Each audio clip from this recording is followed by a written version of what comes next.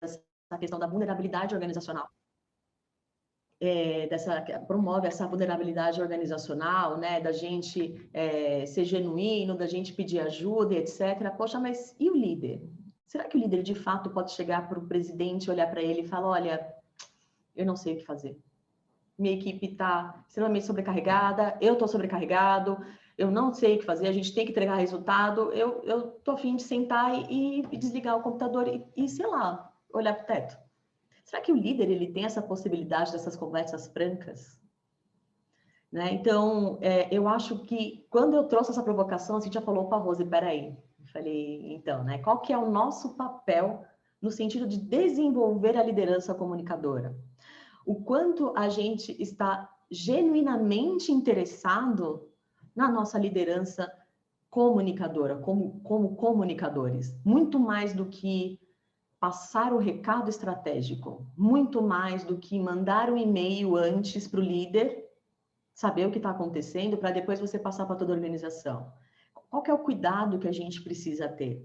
E aí, assim, eu vou quebrar um pouco o protocolo, eu queria que pelo menos 3 ou 4 pessoas, ou talvez uma pessoa, enfim, trouxesse aí, para a gente debater mesmo, 3 grandes dificuldades que vocês percebem com a liderança quando a gente toca nesse tema de comunicação. Se alguém puder contribuir. Posso contribuir, né? Eu sou Rita, Rose. Eu trabalho numa indústria, né? E temos um enorme desafio de descer todo o processo de comunicação, principalmente para um grupo mais operacional. E temos um diretor, né, das unidades do Nordeste, que são 12 unidades, que ele é muito presente. Da mesma forma que a presença ajuda, às vezes também atrapalha um pouco. E aí, muitas vezes, a comunicação ela é pautada todo no processo de estudo. Por exemplo, vamos fazer uma divulgação para jovens, então a gente busca fazer cores diferentes, fazer a foto do jovem mais diferente. E nós somos uma organização muito tradicional. Então, muitas vezes, ele se depara com essas comunicações. Ao mesmo tempo, nós somos cobrados para inovar na comunicação, na forma como a gente fala. Então, muitas vezes, ele se depara com essa comunicação, ele volta e diz o seguinte, isso não combina com a gente. Isso não representa a nossa identidade, né? Então, nos últimos tempos, a gente vem percebendo que ele acha que entende de comunicação, não que a gente não tenha que ouvir o cliente. Eu acho que é fundamental, né? É valor para a comunicação, mas, ao mesmo tempo, muitas vezes a gente argumenta, mas os nossos argumentos não estão sendo suficientes. Eu não sei se temos colegas aqui dentro também que passam pela mesma questão. Então, assim, que dicas, talvez, a gente está esquecendo de fazer porque nós estamos indo numa linha técnica, de especialista. Escolhemos isso por isso, a fonte é essa por isso, mas não estamos convencendo. Quando a gente vai para o tradicional, poxa, vamos inovar, está muito tradicional, e aí o grupo fica, sabe, qual a linha que a gente segue? Se a gente inova, e olha que a gente não inova como a gente gostaria, não, sabe? Colocar aquilo que a gente desejaria de verdade, que a gente sabe que chamaria atenção. Mas, enfim, nós temos essa dificuldade junto a essa liderança macro, que tem uma grande influência sobre os demais gerentes, que também são os nossos clientes, né? Então, estamos indo numa linha técnica. Que outra linha, talvez, a gente poderia seguir para, não é convencer, mas para que ele entre na mesma página que a gente e possa compartilhar muito mais do que a gente está fazendo do que sendo, eu não sei se é a palavra do contra, eu acho que não é essa a intenção dele. Acho que é um pouco mesmo de ignorância sobre o tema. Enfim, sim, essa é uma dor. E vou até, né, Rita, pegando muito esse teu ponto, eu gosto de trazer coisas reais aqui, né? Porque eu amo curso, livro. Nossa, eu de verdade, eu sou autodidata, assim, eu adoro pesquisar, sou extremamente curiosa, mas assim, de verdade, na vida real, o que está escrito no parágrafo 3 da página 78 do livro de Comunicação Interna Perfeita, às vezes não dá para a gente colocar em todas as empresas. Gostaríamos muito de ter aquele líder que abraça a causa, mas muitas vezes não é essa a realidade. E aí, eu vou compartilhar uma situação que aconteceu comigo. Eu estava fazendo uma apresentação de um projeto super sênior para a liderança de uma indústria.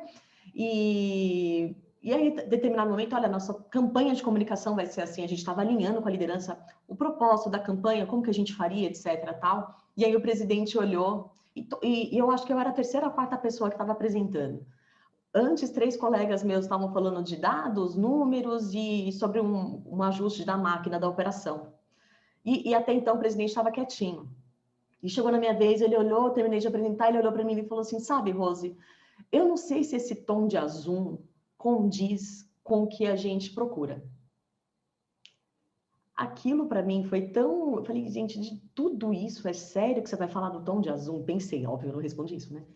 Falei, olha, fulano, né? Foi explicando, tal, etc, não sei o quê. Desliguei, eu fiquei refletindo sobre isso. Eu falei, gente, de tudo que ele tinha para falar, né? Tanto para contribuir, vai falar do tom de azul. E aí eu cheguei à seguinte conclusão, não sei se vocês concordam comigo, né? Todo mundo sabe se comunicar, né?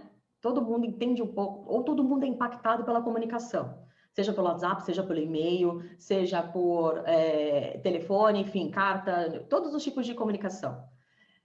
E a gente sempre tem uma opinião formada sobre, ou constrói uma opinião sobre algo de comunicação. Então, é muito mais fácil você dar pitaco na comunicação, de dizer, isso não representa a gente. Isso não tem nada a ver com o nosso jeito. É muito mais fácil você ir para esse tom do que você virar para alguém assim e falar assim, olha, eu acho que esse bico dosador aqui da máquina podia ser um pouquinho mais arredondado para, sei lá, cair o iogurte. O cara precisa ser muito técnico para ele conseguir direcionar dessa forma. Mas a comunicação, não. E isso é uma dor, mas também é uma fortaleza. Por quê? Porque quando as pessoas elas têm essa vontade de contribuir, essa questão de opinião, de querer dizer, isso dá uma oportunidade para a gente de chamar junto e fazer o colaborativo. Então, quando você tem uma liderança, nesse caso, né? Olha, Rita, isso não representa a gente 3 passos antes, né? Uma coisa que eu sempre falo da liderança, que eu sempre procuro provocar aqui vocês é o seguinte: perguntem. Sentar com o líder e virar para ele e falar, ok, o que você acha que é comunicação? O primeiro passo. O que você acha que é comunicação interna? Eu acho que você vai se surpreender, porque tem gente que vai virar para você e falar assim, a comunicação interna transforma organizações, a comunicação interna é parceiro do negócio, e tem gente que vai olhar para você e falar, a comunicação interna é o que faz banner. E aí você começa a falar, opa, peraí, eu preciso trabalhar esse líder de um outro jeito. Então, a questão do conceito. Que conceito que ele tem sobre comunicação? E aí, a gente, é o pessoal do brinde, o pessoal da festinha. Opa, quantas vezes a gente não escutou isso? Eu queria tanto trabalhar no seu lugar, deve ser tão fácil a sua vida. Adoro fazer festinha, oba-oba, dar um brindezinho, coisa boa. Ia viver sorrindo. Eu reajo de 2 formas, né? Ou eu falo, gente, eu tô mandando super bem, que o pessoal tá me vendo feliz e não vê as dores, né? De um evento, a gente sabe bem como é difícil. Ou é um super feedback que eu não estou me posicionando nos momentos estratégicos da organização. O líder de comunicação, e aí, gente, quando eu falo líder de comunicação, não tô falando de cargo não, tá? Porque muitas vezes aqui, muitos de nós somos só nós aqui na equipe inteira, né? Na empresa inteira, uma pessoa, às vezes é um estagiário, às vezes é um analista fazendo tudo de comunicação. Então, sim, você é líder. Então, nós, líderes de comunicação, precisamos estar presentes nos momentos estratégicos, criar pautas para participar. Porque quando você tem aí uma liderança que te posiciona falando, não me sinto representado, não quero isso, não vou fazer isso, é um claro sinal de, oi, você não me envolveu. Eu quero participar antes. E você pode, Rita, assim, eu vou ser bem sincera contigo. A primeira vez que eu peguei, puxei a liderança, fiz uma reunião bem rápida para a gente fazer uma campanha de sustentabilidade. Eu puxei a liderança, 3 líderes para a gente conversar, apareceu só um. Fui e perguntei para cada um deles, olha, eu acredito que a tua agenda está lotada, mas essa pauta é muito importante, eu preciso ouvir você, porque você é a nossa referência de liderança no negócio. E se você não conseguir me ajudar a impactar o teu negócio, eu não vou conseguir impactar a organização como um todo. Então, a gente compartilhar responsabilidades e sair um pouco dessa questão de execução, sabe? né? É óbvio que a gente tem que criar canais com a liderança, é óbvio que a gente tem que passar informações estratégicas para a liderança, é óbvio que a gente tem que envolvê-los sem... Mas como que a gente faz isso? Quantas vezes a gente pergunta para a nossa liderança, oi, você está bem? Como que está aí o teu dia a dia? Como que a comunicação pode te ajudar? Estou vendo que o negócio não está indo tão bem, que os resultados não estão sendo tão bem estruturados. Esse mês eu tenho uma campanha de festa junina. A gente consegue amarrar aí uma questão de engajamento com alguma meta de negócio tua? E aí você começa a perceber uma riqueza de possibilidades que você tem aí com o teu líder. Né? Então, assim, o que eu quero trazer aqui para vocês não é uma fórmula mágica, e sinceramente eu não acredito nisso, olha, converse com o seu líder 2 vezes por semana, durante 35 minutos, tem esse checklist, tal, tal, tal, tal. O que eu estou trazendo aqui é uma provocação para a gente refletir no sentido, cara, eu estou olhando para o meu líder. E aí, até complementando um pouco, quando eu vim, né, para essa palestra, eu comecei a pensar, falei, deixa eu ver o que é esperado de um líder. E eu achei essa frase aqui, né? O líder deve ser capaz de realizar tudo aquilo que espera da sua equipe. Mesmo que não possua todas as competências técnicas que um especialista da sua equipe tem, você tem que ser capaz de utilizar seus recursos da melhor maneira possível, promovendo os pontos fortes de cada membro da equipe para apoiá-la no que tiver dificuldade. Na verdade, a dificuldade é um desafio. E buscar novos conhecimentos é algo motivador para um líder de alta performance. Dá vontade de sair correndo. O cara não pode pegar, ele tem que ser supra-sumo, ele tem que saber de tudo, ele tem que entender, se ele não entende, se ele não é especialista em tal tema, ele tem que ser. É uma pressão muito grande da questão de performance de líder, mas a questão de resultado, que ele é cobrado sim por resultado, mas a questão de olhar para o time e mais o time de comunicação que olha para ele, você tem que fazer a comunicação. Será que a gente não pode ser mais parceiro do negócio junto com a liderança, de olhar para o cara e falar, eu estou no mesmo barco que você está bem hoje? Você precisa de ajuda? Como estão as coisas aí? Eu tive essa ideia, queria saber a tua opinião. Me envolver. Rose, eu tenho 250 gerentes na minha empresa, eu não consigo fazer isso com todos, não precisa fazer com todos, comece aos poucos. Pegue os 2 mais influentes. Começa a construir esse vínculo, essa relação. Faz sentido, gente? Alguém tem algum contraponto? O que vocês estão achando? Vocês ficam em silêncio, gente. O povo de comunicação vai falando, né? E eu preciso... Oi, Rose. Eu queria só... Oi, só um minutinho, bem rapidinho. É só para dizer que, na verdade, eu venho há mais de 15 anos na área de educação, aqui dentro da empresa, e eu estou café com leite na comunicação. E tudo que você está falando, traz o gestor, ouve ele. Na educação, nós fizemos isso. Nós tínhamos muito problema na educação. A partir do momento que a gente criou o comitê e colocamos esse diretor como espôncio do processo, as coisas fluíram bem melhor. E aí a gente costuma dizer que nós temos 2 trabalhos aqui. O meu cargo é especialista em educação, mas além de especialista de educação, eu também tenho que fazer muito alinhamento. Então, tem um alinhar também aí do lado. E aí, só para concordar com você, que faz sentido também estar dentro da área de comunicação, porque, afinal de contas, como eu disse, quando ele fala, ele não fala, eu não acredito que ele fala só para poder implicar. Não, ele quer ajudar. Apesar de, muitas vezes, não usar a melhor forma. Isso acho que acontece em vários lugares. Então, só para somar, que acredito que faz sentido, que na educação, na nossa universidade corporativa daqui, isso funcionou. Então, a gente tem aí uma enorme oportunidade de trazer também para dentro da área de comunicação. Só para somar um pouquinho. É fantástico isso, sabe? De trazer ele para perto, porque às vezes a gente fica não no seu caso, né? Mas assim, muitas vezes a gente fala, nossa, mas como que eu faço esse líder? Como que... Cara, puxa para junto, puxa para perto, pergunta, envolve. A gente pode também ter o problema do cara ficar muito emocionado e querer contribuir com tudo. Então, você vai ter que dar uma... Né? Você já sabe, você deve ter passado por isso, que a gente tem que dar aquele... Né? Tá tudo bem. Alguém agora falou, eu não sei quem foi. Fui eu. Eu queria dividir uma dor aqui, que eu estou dentro do RH, né? Sou sozinha. Fiquei muito feliz de você falar que a pessoa que está em comunicação sozinha também é um líder. Fiquei muito feliz mesmo. E assim, eu tenho um problema com a liderança do próprio RH.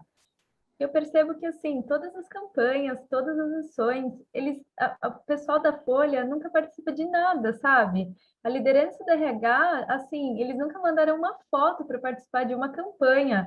E eu não consigo entender essa questão de, a resposta é sempre, estamos na correria para fechar a Folha, sabe? Então, assim, é muito difícil você estar dentro do setor e, assim, as pessoas já enxergam você como a festeira, né? Como, você não tem tanto trabalho que nem a gente, a Folha é muito mais importante, mas ela mesma, a própria gestora da RH, eu percebo que ela não contribui, sabe, a participar. E eu sinto muito isso, porque eu precisava muito da RH comigo. Como exemplo, né? Eu também, a minha estrutura fica embaixo de RH. Na verdade, todas as empresas que eu participei, a estrutura de comunicação sempre ficava abaixo de RH. E quando você fala do DP, realmente, eles sempre estão correndo para fechar a folha. E engraçado você trazer esse exemplo, que hoje mesmo, né, eu ouvi o nosso gerente ali de DP, ele fala, as pessoas não gostam de mim. Eu falei, mas por que você está falando isso? Porque eu mexo com o salário delas. É óbvio que não gostam de mim. Eu falei, gente, mas dá um sentido, tipo, que pré-concepção é essa, né? Mas aí, Gabi, uma coisa que eu acho interessante, o time de DP sempre tem muito problema com o cumprimento de prazo por parte das outras áreas internas, né? Então, precisa mandar tal, às vezes é o processo de admissão, às vezes é um documento, às vezes tem uma questão assim. E aí, uma estratégia que você pode adotar é de chegar nessa gestora e falar, olha, vamos fazer aqui uma comunicação bacana, né? Fazer um fórum aqui explicando como melhorar os prazos para não impactar tanto no teu negócio. Eu acho que você vai ter que mostrar para ela, sabe aquela coisa de troca? Eu te dou um pouquinho, você me dá o outro pouquinho. E aí você mostrar que o teu papel não é fazer festa, mas o teu papel é facilitar a ponte entre os colaboradores e o que é esperado da organização. E aí você trazer esse benefício para ela, sabe? De virar, inclusive, eu seria até sincera, poxa, fulana, a gente faz aqui todas as ações e você nunca participa, o que que acontece? Não, eu estou muito ocupada, tem muita coisa, está dando muito. Então como é que eu posso te ajudar? Vamos fazer uma campanha bacana explicando quais são os seus processos internos? O que que você está fazendo aí para a gente conseguir te ajudar, né? Aliviar um pouco esse fluxo, a gente fazer uma educação aí com a organização para eles entenderem o teu processo? Né? Porque você acaba ganhando parceria, né? Então, assim, são os grandes aliados que acabam colaborando e contribuindo para que o teu trabalho seja um pouco mais fluido. Eu não vou dizer, né, assim, que ele flua com mais leveza, né? Dá para fazer isso, lógico, né? A gente precisa, tem que puxar, tem que conversar e alinhar, e muito alinhamento, e alinhamento, e alinhamento. Ter toda a paciência do mundo, né? E aí é também o outro cuidado que a gente precisa ter com a gente mesmo, né? Nós, como profissionais de comunicação, também da gente pegar e levantar a mão e falar, cara, eu não consigo fazer, eu preciso de ajuda, olha, fulana, gerente de DP, eu preciso de você como exemplo, a gente é RH. Exatamente. Obrigada, Rose. Imagina. E aí, Paulo? Rose, só para complementar aqui, falando das dores, né? Eu trabalho junto com o Leonardo, ele está aqui também no encontro, né? E nós temos um diretor aqui especificamente que ele acha que ele é o cara da comunicação, né? Também, assim como a Rita. E eu costumo dizer assim que jornalista, comunicólogo e psicólogo, todo mundo acha que e todo mundo acha que faz melhor, porque é muito pessoal, ninguém acredita que a gente estuda para colocar aquilo ali real, né, para surtir efeito. E aí, logo quando eu entrei na companhia, eu estou há 1 ano e pouquinho só na companhia, esse diretor, ele mexe em tudo que é texto. A gente manda texto da News para aprovar, manda texto de comunicado para aprovar, e ele volta com aquele texto que eu brinco todo menstruado, né, vermelho e tal, porque ele quer escrever do jeito dele, como ele acha que é o que vai impactar. E aí, o que eu estou ouvindo a gente refletir aqui agora, e tenho refletido muito no dia de hoje, é que muito é do nosso posicionamento mesmo. Eu estava conversando com um amigo meu na semana passada, e aí ele falava assim para mim, olha, eu vi um cara dizer assim, você já viu algum arquiteto construir alguma casa com troca de e-mail?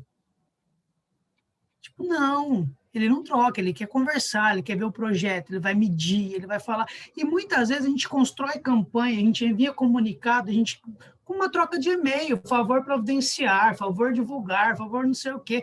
E a gente proativo, nato, quer dar resultado com aquilo. E talvez, falando em liderança, o posicionamento faz a diferença, porque a partir do momento que eu entendi, né, e aí eu estava até ouvindo a Rita aqui, que é muito de ego, né? Então o cara não gosta de azul, o cara acha que daquele jeito não é legal, então o ego dele fala que aquilo não é bacana.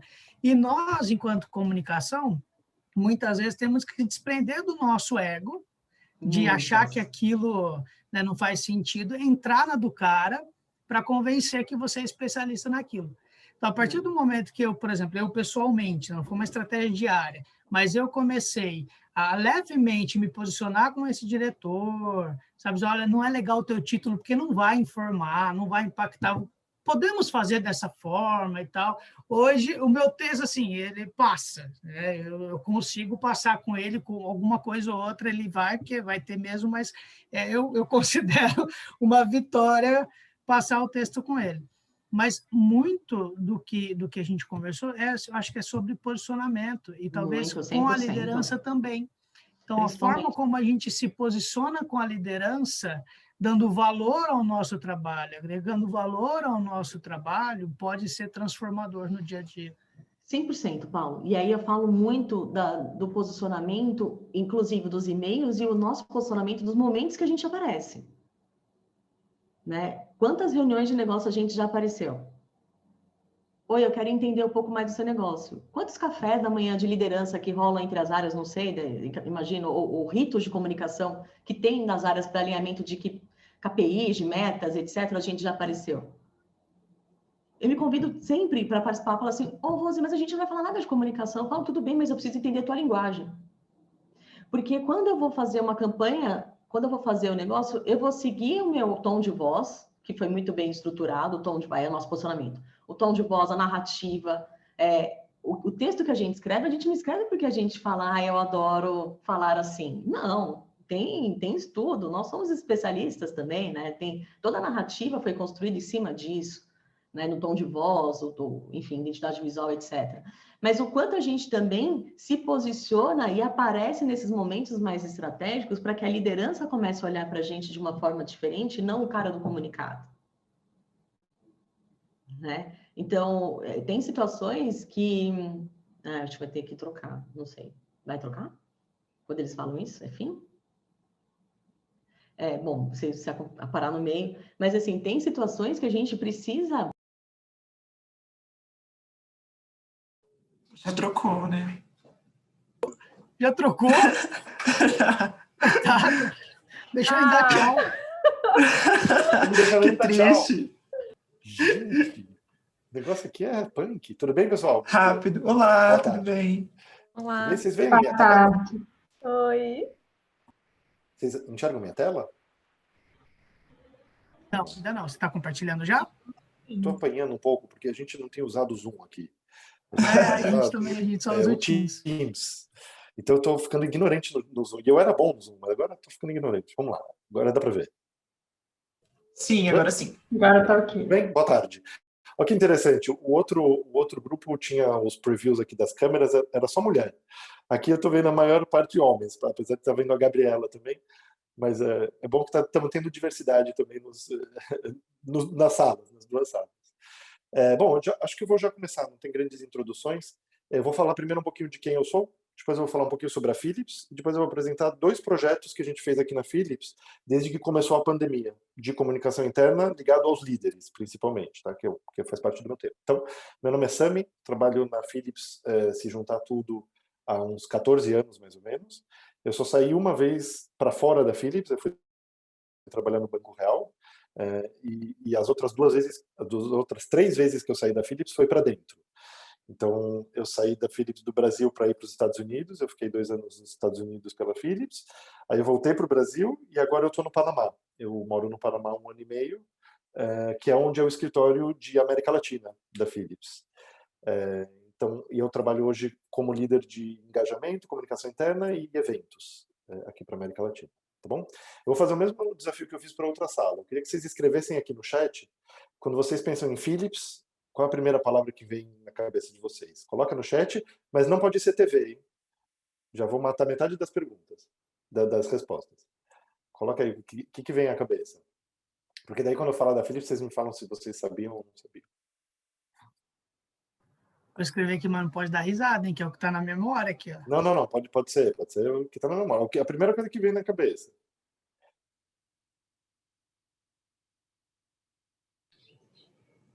Boa. Por que risada se é valita da Philips? Mas, tipo, Pilhas? Que maravilha. Veio o jinglezinho, Philips Valita o tempo todo na cabeça. Muito bem. Não, vocês estão. Ó, falei que não valia TV, não vale TV, não vale TV. Ai, perdão. Vou contar para vocês, então. É porque TV vem de todo mundo.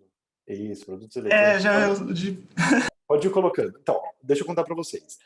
A Philips tomou uma decisão estratégica há mais ou menos 10 anos atrás, de focar todos os negócios em saúde e bem-estar. Tá? Então, aos poucos, a Philips foi largando os business, né, os negócios que não estavam ligados à saúde e bem-estar diretamente. Então, TV, iluminação,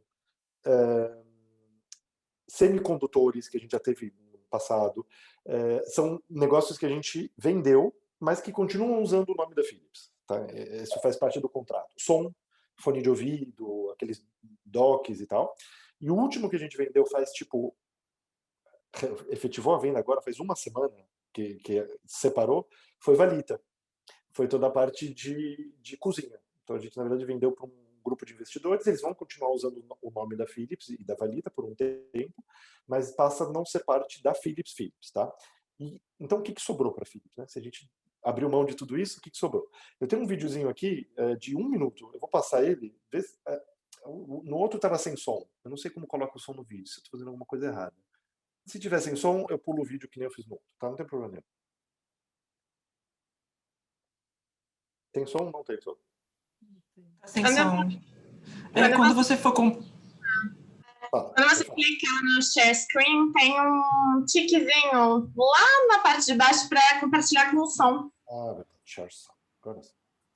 Pronto. Agora vocês vão ver com som. Só falta funcionar.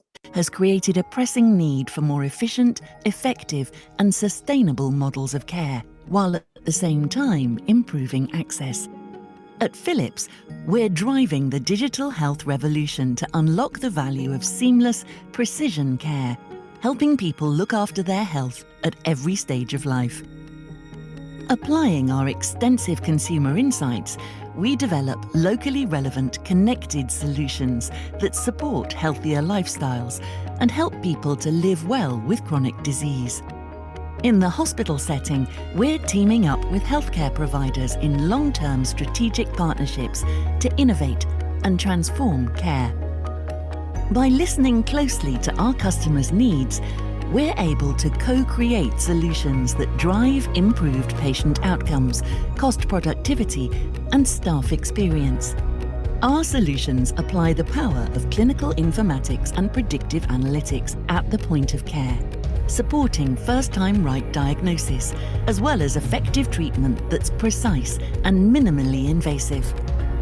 In this way, we're enabling our customers to realize gains and efficiencies that will help them deliver better outcomes at lower cost and a better experience for patients and caregivers, taking us closer to our goal of improving the lives of 3 billion people a year by 2030. There's always a way to make life better. Innovation and you, Philips. E aí, alguém sabia de tudo isso? Acho que não, né? A não ser que alguém trabalhe no hospital. Ontem tinha uma speaker que era do DASA, com certeza ela conhece boa parte disso. A gente tem quase 100% de conhecimento, assim, quem trabalha nessa área de saúde conhece o portfólio, porque é uma das principais players aí desse mercado. Brevemente sobre a Philips, tá? Para não tomar também muito tempo dessa parte. Aqui vocês podem ver, a Philips hoje é dividida em 3 grandes grupos, tá? Diagnóstico e tratamento, cuidados conectados e saúde pessoal. Diagnóstico e tratamento, provavelmente vocês já passaram por algum produto da Philips na vida de vocês ou os pais de vocês. Ultrassom, tomografia, ressonância magnética, PET-CT e todos esses outros aparelhos grandes que a gente vê nos hospitais, isso tudo é da Philips, tá? Depois, cuidados conectados são softwares que estão dentro de máquinas ou que fazem a gestão hospitalar. Então, quando você chega num hospital, vou dar um exemplo, quem é de São Paulo, no Hospital São Luís, por exemplo. Quando você chega e fala, olá, tudo bom? Eu sou o João, o cara abre uma telinha lá, e esse é um sistema da Philips que faz a gestão do hospital inteiro. Ele sabe quem é o João, ele tem todos os exames do João, ele sabe quantos papéis higiênicos tem na sala de cirurgia, ele sabe tudo. E isso ajuda todos os gestores hospitalares a fazerem a gestão, os savings, entender onde está gastando mais, onde está gastando menos, o que pode ser melhorado, o que pode ser mais rápido ou devagar e assim por diante. Então, é uma área muito forte que a gente tem aqui. E depois, por último, a saúde pessoal, que aqui antigamente tinha a Valita também, mas como a gente falou, a Valita foi separada do grupo. Agora a gente tem a parte de Avent, que é de mamãe e bebê, a gente tem a parte de barbeadores e depiladores, e mais algumas outras coisinhas aí que compõem o portfólio de saúde pessoal. É o único business que a gente tem que é B2C, os outros dois são B2B, tá? Aqui em cima vocês podem ver os distritos que a gente tem dentro de Latinoamérica, passei sem querer, de Latinoamérica, que é México, Norte-Latam, Pacífico, Platino e Brasil, e aqui em cima o GBS, que é o que a gente chama aqui no Panamá. O Panamá, na verdade, é um hub, não só para a América Latina, mas a gente também tem um negócio que chama Shared Services. A gente atende Estados Unidos, Índia e outros lugares de um grupo de funcionários que trabalham aqui direto do Panamá. Tá bom? Isso é um pouco sobre a Philips. E aí eu vou contar um pouquinho para vocês sobre 2 projetos que a gente fez durante esse período de pandemia. Podem, se vocês quiserem deixar o microfone aberto, me interromper, fazer pergunta, fiquem à vontade, não tem problema nenhum, tá bom? Qual que é a situação que a gente estava quando a gente começou a pensar sobre pandemia, né? Primeiro, ninguém sabia o que era uma pandemia. Não tínhamos experiência nenhuma sobre isso. Meu filho outro dia me perguntou, pai, quantas vezes você já passou por isso? Nunca, nem a tua avó, nem a tua bisavó, né? Então, a gente não sabia o que vinha e é uma coisa que a gente não sabe quando vai acabar. A gente estava vendo todas as empresas e os funcionários em transformação, numa grande transformação, e junto com isso, muita incerteza, do tipo, o que vai acontecer comigo? A empresa vai fechar? A empresa está indo bem? Eu vou ser demitido? Eu vou ser transferido? E as pessoas começaram a transpirar essa insegurança. E nós da liderança começamos a ver que precisava ser feito um trabalho urgente junto com esses funcionários, tá? E eles não queriam qualquer tipo de informação. Não adianta eu sair soltando e-mail. Eles queriam ouvir dos líderes. Eles queriam alguma informação de credibilidade. Você, quando quer fazer uma coisa de credibilidade, você vai ouvir de quem lidera, ou de quem faz parte das decisões, né? Essa é a situação que a gente tinha. Qual era o desafio? A gente tinha que engajar alguns líderes, os principais líderes da companhia, para que dessem voz às principais estratégias, e é o que estava acontecendo nesse momento na companhia e no mundo. Tá? Como eu comentei no grupo anterior, a gente acaba como empresa tendo uma responsabilidade social, pessoal e profissional. Hoje o pessoal e o profissional não andam completamente separados, eles andam muito juntos. E o funcionário que não está bem, ele não vai trabalhar bem. Entendeu? É óbvio isso. E a gente tem essa responsabilidade de ter um funcionário abraçado, vamos dizer assim. A Philips quer abraçar, trazer uma informação, trazer uma perspectiva, trazer assim, ajudar nesse momento de que ele precisa estar um pouco mais informado e se sentir parte das decisões que estão acontecendo na empresa. Tá? E o grande desafio também era como fazer esse líder fazer o deployment para suas equipes da forma correta. Então, assim, a gente tem vamos dizer, a estratégia, as perguntas, as coisas que têm que ser ditas. A gente tem os líderes natos, que é aquele que você vira e fala, amigo, ó, é mais ou menos isso, essa é a estratégia, essa é a mensagem. O cara sai surfando, não precisa fazer muita coisa. E tem os líderes não natos, que é aquele criativo. Você vai perguntar uma coisa e ele vai responder 18. Que não tem nada a ver com a tua pergunta. Ele vai responder, não, porque ó, você já pensou, e não respondeu o que a gente precisa que ele responda. Esse cara é um cara desafiador, porque ele precisa ser engajado, ele precisa entender qual é o direcionamento da empresa, ele precisa estar dentro do timinho que sabe falar o nome da empresa. Então a gente fez um trabalho também bem forte com isso.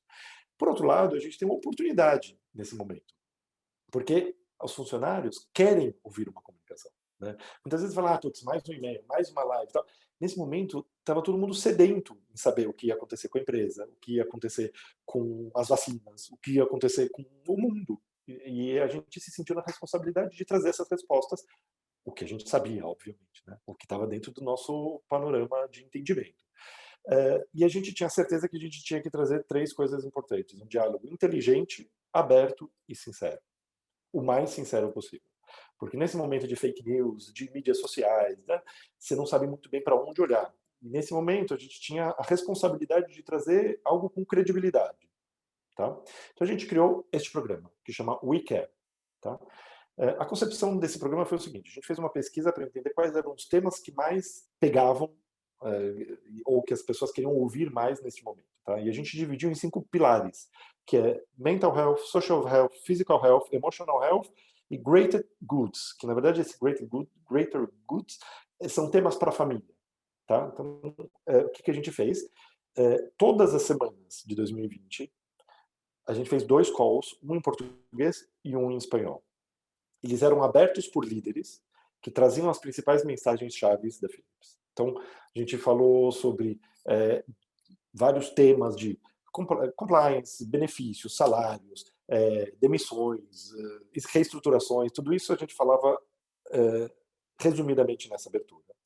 A gente trazia um convidado para falar sobre algum tema desses 5 pilares. Então, a gente trouxe médicos para falar sobre vacina, a gente trouxe fisioterapeutas para falar como você senta melhor em home office, a gente trouxe psicólogos para falar como você lidar melhor com as crianças ou com os seus pares durante a pandemia, e assim por diante. A gente trouxe especialistas em finanças para falar como você pensa a médio e longo prazo nesse momento, no teu dinheiro, nos teus investimentos. Se você tem um caso de demissão na tua família, como lidar com isso, e assim por diante. Mas a chave do negócio era que no final a gente fazia uma parte de Q&A, de perguntas e respostas. E como o sistema que a gente estava usando era anônimo, todo mundo podia e perguntava qualquer coisa. Então, vinham perguntas assim: vão ter demissões? O time tal vai ser demitido? Perguntas que a gente imaginava que viriam e perguntas que a gente não tinha nem ideia. Por exemplo, uma das que a gente ficou surpresa é a parte de benefícios. As perguntas de benefícios vieram muito. Agora que eu estou em casa, eu vou ter benefício para pagar minha internet? Eu vou ter benefício para comprar uma cadeira? E assim por diante. Quer dizer, perguntas que a gente não esperava começaram a vir aqui. E isso mostra a importância desse diálogo. Porque uma parte a gente imaginou que viria e uma parte a gente não tinha nem ideia. Então a gente respondia todas as perguntas. Se a gente não sabia, a gente falava: pessoal, olha, a gente vai ter uma reunião amanhã, depois de amanhã, sobre esse tema, e eu volto para vocês com essa resposta. E a gente voltava. Então, no outro call da próxima semana, tinha algumas respostas do que foi questionado e a gente não soube responder, porque ainda não tinha nem pensado, talvez, em algum tema. Mas a gente não deixou buracos em aberto. E esse era o grande mote, tá?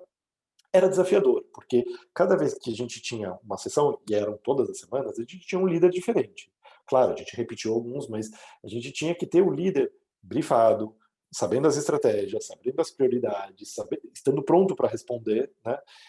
E foi um sucesso muito legal. A gente teve assim 95% de aprovação dos funcionários que participaram dessas sessões de We Care. Esse ano a gente está fazendo a cada 2 semanas, porque a coisa começou a ficar um pouco mais morna. Não diria que resolvemos ainda a pandemia, mas todas as vezes que a gente fez pesquisa para tentar parar com esse We Care, a gente não conseguiu, porque os comentários eram muito bons. Então, várias vezes a nossa própria CEO falava: vamos fazer uma pesquisa, ver se a gente não pode, sei lá, substituir por outra coisa e tal. Os comentários eram: deixem, eu adoro, eu quero continuar, eu assisto junto com a minha família, e assim por diante. Então, isso foi bem positivo e a gente continuou. A gente, a cada 2 semanas, continua fazendo essas sessões. 60% a 70% das pessoas entram live, então a gente está falando de um público de mais ou menos 3 mil pessoas em América Latina. Tem uma parte que é fábrica, que não entra live, que depois a gente faz sessões presenciais ou em pequenos grupos, mas a maioria entra live ou vê on demand, que a gente usa o Yammer como nossa ferramenta interna para poder depois passar o vídeo que foi falado, as perguntas. Então a gente continua a conversa depois através do Yammer para o projeto de We Care. Paulo, você quer fazer uma pergunta e depois eu vou para o segundo projeto? Só para aproveitar aqui a tua Por tela, favor. como que vocês organizavam o horário para essa live para que a família também tivesse a oportunidade de trabalhar? Então, era no horário de trabalho, fora do expediente, ou vocês pesquisaram o melhor horário também? Na verdade, assim, a gente fez um horário de manhã, na segunda-feira e na sexta-feira, tá? A gente não pesquisou pensando na família, para ser bem sincero, a gente pesquisou pensando como a gente conseguia encaixar melhor no calendário geral. Mas a gente está disponibilizando todas as gravações na sequência na nossa mídia social. Então, putz, isso seria... Já teve isso. Putz, quero dividir isso com meu pai, porque meu pai está passando uma situação... Tudo bem, tá aqui, available. Só colocar play, o negócio tá... E se você podia assistir a sessão em português e podia acessar a versão em espanhol live. Então, putz, eu falo espanhol e não consegui ir na de português, beleza, eu vou na segunda-feira na de espanhol e tô com o mesmo conteúdo que foi falado anteriormente. Então, foi mais ou menos dessa forma que a gente estruturou para que as famílias... O foco não é exatamente as famílias, tem temas mais genéricos, mas apesar de pensando agora, os últimos 20 especialistas que a gente trouxe servem para a família. Porque falamos de vacina, falamos de fisioterapia, talvez a parte de abertura seja um pouco mais chata para a família, porque a gente fala de temas de empresa, né? Fala de filhos. Mas o conteúdo e o speaker normalmente são externos. Né? Então a gente traz gente de fora que são speakers normais que falam sobre esses temas. Tá bom? Vou passar para o segundo projeto, que é o Just Ask. O que aconteceu? A Philips já tem há bastante tempo um projeto que chama Linha Ética. Toda vez que você tem um problema de compliance, uma discussão, uma coisa maior, você liga num telefone, você abre um chamado e tem um time que investiga tudo o que está acontecendo. Vão ligar para o seu chefe, vão ligar para outra pessoa, vão pegar provas e tal. É anônimo, tudo isso é anônimo. Mas são casos maiores, né? São casos que assim, realmente aconteceu um problema e eu vou abrir um caso numa linha ética. O que a gente viu durante a pandemia é que qualquer discussão que tinha via chat, a pessoa abria um chamado na linha ética. Tá, briguei com o meu chefe porque ele falou meio torto comigo. Vou abrir um chamado. E a linha ética deu um salto gigante de chamados de linha ética e que muitos deles podiam ser resolvidos com uma conversa.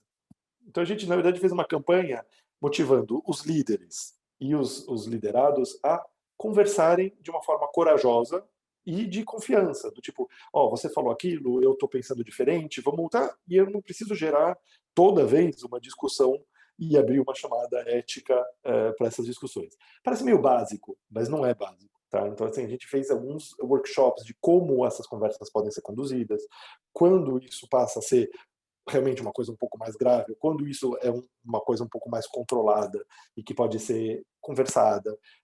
Tem conversas que não são fáceis, tem conversas que são conversas, a gente chama aqui de conversas corajosas. Você tem que chegar e você tem que falar, não concordo. E às vezes a pessoa que está ouvindo isso não aceita bem.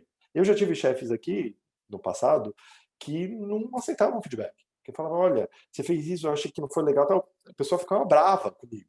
E não, acho que um gestor bom, um líder bom, é aquele cara que sabe ouvir, que sabe entender diferentes aspectos da mesma coisa. Né? Então, realmente, o Just Ask foi nesse sentido, a gente motivar essa conversa aberta, corajosa e transparente, para que nem tudo vire um problemão, para que a gente consiga também manter, vamos dizer, a nossa conduta de profissionais, pessoais e profissionais durante a pandemia. Muita gente está mais nervoso, muita gente está mais ansioso e tal, mas nem tudo é um problema que tem que ser trazido para cá e pode ser resolvido eventualmente com um call, com um café, de alguma outra forma. Então, esses são os dois projetos que eu queria dividir com vocês.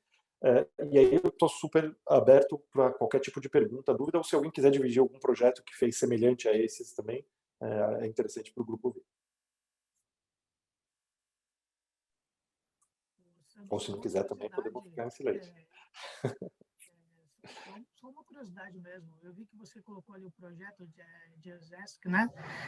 E eu vi que vocês têm inglês e espanhol, é um pouco semelhante da nossa realidade. A gente vive com o português e o espanhol aqui, né? E o espanhol é bem particular, porque ele tem várias variações, né, e tal. A minha dúvida é em relação aos projetos, vocês acabam traduzindo também ali, trazendo um pouco mais para a realidade, ou ele é corporativo global e as pessoas vão se adaptando a essa cultura? Infelizmente, a gente tem que traduzir tudo, porque dá um trabalho desgraçado. Quem trabalha com esse tipo de problema sabe que assim, é um trampo. O que a gente faz normalmente, tá? Quando a gente desenvolve uma campanha em América Latina, a gente já pensa nos públicos. Então, eu já faço as peças em português e espanhol. Quando eu vou dividir com os países, já está pronto. O que acontece também é o contrário, vem do global já. Né? Então, muitas vezes vem do global em inglês. Aí eu tenho que trazer para cá e falar, bom, o que faz sentido para a gente? Isso, beleza. Vamos traduzir português e espanhol. E aí jogo para todo mundo. Mas meu problema não é nem esse. Meu problema maior é o que eu estou passando agora. Que a gente faz, por exemplo, o Town Hall Meeting para a América Latina inteira. Então, o que eu estou fazendo? Muitos deles, eu estou fazendo pré-gravado. Aí eu gero legenda. Então, o que a gente toma a decisão e tem funcionado? Se o speaker é brasileiro, a gente põe legenda em espanhol. Se o speaker é em espanhol, a gente põe em português. Quando o cara é em inglês, a gente escolhe um dos dois. Porque não dá para ter a tela inteira cheia de legenda. Mas isso dá um trabalhão. Porque você imagina que eu estou no Panamá e eu trabalho com uma agência que está aqui no Panamá. Então, eles não falam português. Então, eles me mandam o português para eu dar uma olhada. Então, isso acaba, assim, gerando um trabalho maior, mas as pessoas entendem e se engajam. Agora, a gente tem um terceiro problema, que estão pedindo para a gente, nos Town Hall Meetings, ter gente de Libra, né? Junto. Então, eu vou ter português, espanhol, inglês e Libra. E agora a gente está pensando qual é o melhor jeito de fazer isso para agradar todos os públicos. Porque temos gente que quer acompanhar e que não ouve e precisa da Libra como suporte. Então, a gente está pensando agora como adaptar para esses três públicos aí. Perguntas? Não? A gente tem usado bastante aqui nos eventos tradução simultânea. Tá. Também, talvez, né, Online? pode ser uma opção. Online, ferramenta de tradução simultânea. Sim, funciona bem. A gente não, eu já usei com outra ferramenta, na verdade, não para essas que são mais dinâmicas. Eu usei, a gente tem uma ferramenta aqui, na verdade, na Philips inteira, que chama On24. É conhecida, é tipo um Zoom. E eles têm, na verdade, um app que você pode colocar que permite tradução simultânea. Mas eu nunca usei nesse formato que você falou agora. De repente, pôr um segundo speaker e ele vai falando junto. Mas, de alguma forma, eu tenho que também dividir os canais, né? Para ele não ouvir português e espanhol, para ele só ouvir em espanhol. Então, de alguma forma, o áudio tem que sair só de um lugar. Isso, na hora dele logar na ferramenta, tem a opção, na hora dele fazer o cadastro lá, que ele pede para colocar o nome, né? Aí tem a opção se ele quer ouvir em espanhol, em português ou em inglês. Legal. E aí ele elege a opção. Boa dica. Boa dica. É bem bacana. Tem funcionado bastante aqui pra gente. Que bom, obrigado pela dica. Eu acho que o pessoal que tem que navegar com as diferentes línguas tem esse desafio. Mas a gente tem navegado bem. A gente, muitas vezes, assim, acaba sendo um portunhol. Se é um brasileiro apresentando, acontece, o brasileiro apresentando na sessão de espanhol, ok, não é um nativo, mas normalmente eu pego um líder nativo, porque daí fica um nativo em espanhol lá, um nativo em português aqui, e aí dá para fazer dá tudo certo, o bem bolado, né? O bem bolado. Mais alguma pergunta?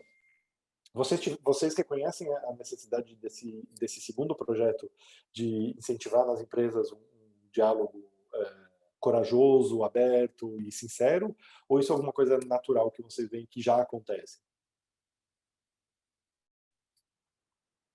Qualquer um pode responder. O que você acha, Paulo? Eu posso pegar uns voluntários, assim. Aqui na Minerva nós temos um projeto, chama Conexão Minerva, e a gente estimula esse diálogo, né? Mas não é tão estruturado quanto uma campanha, igual você trouxe aí, de uma forma simples, para que a pessoa possa conversar, né? O nosso é mais com peso de auditoria, com peso de compliance, talvez você trouxe aí uma sugestão bem mais leve. Então, justamente esse projeto é para fugir de toda essa parte de auditoria e compliance, porque tudo começou a virar auditoria e compliance. Então, a gente fez isso para tirar e para virar um diálogo aberto entre os funcionários. Entendeu? Legal. Fica a dica. Quase como comparando no jurídico, né? Ao invés de uma pessoa entrar com um processo, é tipo uma mediação. Exatamente. E na verdade, uma mediação informal. É você chamar o cara para tomar um café. Entendeu? Não tem um juiz lá no meio, alguém para mediar. Não. É você, ou como líder, ou como liderado, ter a porta aberta para um diálogo, para você colocar a tua opinião e evitar entrar no compliance, no jurídico. É bem mais fácil de resolver, né? Bem mais simples. Exatamente.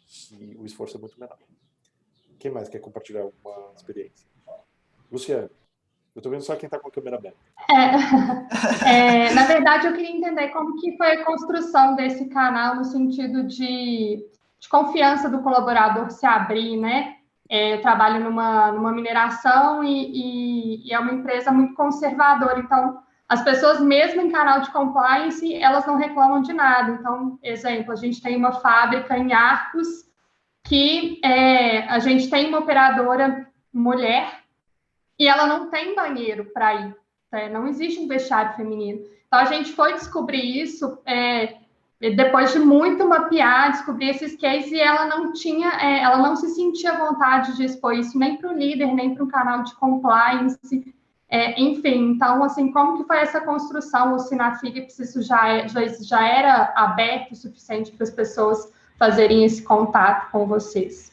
Já era aberto no projeto que o Paulo estava falando, que envolve compliance, que envolve jurídico. Isso sempre foi, porque a Philips a Philips é holandesa, né? Então é tudo muito certinho, esse projeto de linha ética, a gente chamava de linha ética aqui no Brasil, lá no Brasil. Ele já existe há tipo 15 anos, e a gente sempre fez campanhas de apoio incentivando as pessoas a abrirem uma linha ética caso